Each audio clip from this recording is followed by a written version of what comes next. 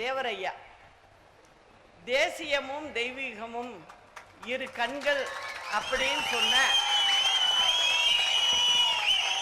தேவர் திருமகனார் பசும்பொன் முத்துராமலிங்க தேவர் மீது புரட்சி தலைவர் அன்பும் மரியாதையும் வைத்திருந்தார்.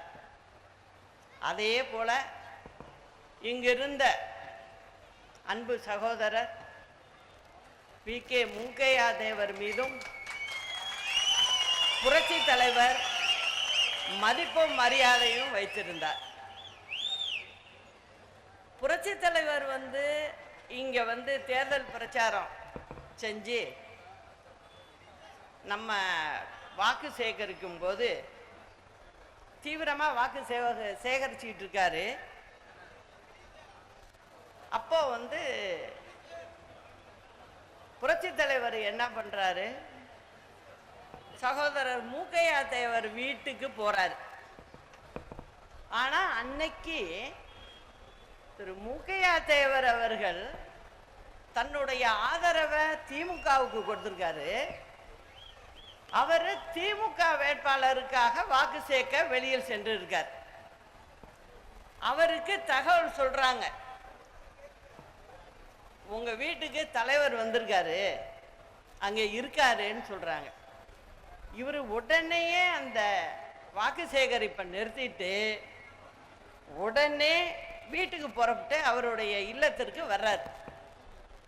வந்ததும் புரட்சி தலைவரை பார்த்தோன்னே கட்டி அணைச்சி ரெண்டு பேரும் ஆற தழுவி ஒருத்தர் ஏன்னா ஏற்கனவே ரொம்ப அன்பா பழகிட்டு இருக்கவங்க தான்.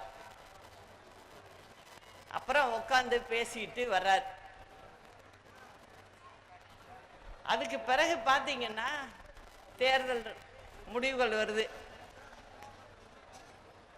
இந்த தொகுதியில் உள்ள 100% மக்களும் புரட்சி தலைவருக்கு வாக்களிச்சுறாங்க. இந்த மக்களை என்னைக்கும் மறக்க முடியாது. ஏன்னா அனைத்திந்திய அண்ணா திராவிட முன்னேற்ற கழகத்துக்கு முதல் வெற்றியில கொடுத்த மக்கள், அதுல இந்த பகுதி மக்களுக்கு பங்கு இருக்கு. புரட்சி தலைவர் மீதும் அம்மா மீதும் பற்றும் பாசமும் இன்றளவும் வைத்துள்ள மக்கள் இந்த பகுதி மக்கள். வாழ்ந்தவர் கோடி, மறைந்தவர் கோடி, மக்களின் மனதில் நிற்பவர் யார் என்று பாடியது புரட்சி தலைவர்.